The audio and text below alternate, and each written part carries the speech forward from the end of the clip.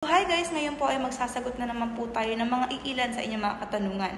1 week lang ako sa Pilipinas, okay lang bang ipagawa ko ang labiaplasty surgery?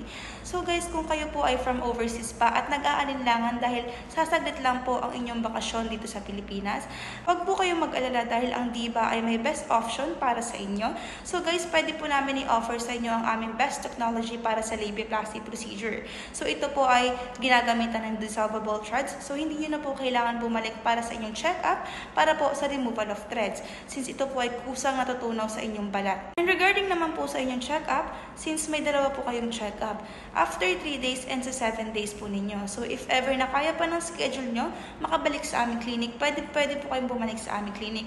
And if ever na hindi na po kaya at uuwi na po kayo ng ibang bansa, maaari po namin kayong kontakin through Viber or WhatsApp regarding sa inyong healing process at doon na rin po kayo maaari mag-send sa amin ng inyong condition at para po sa inyong online check-up.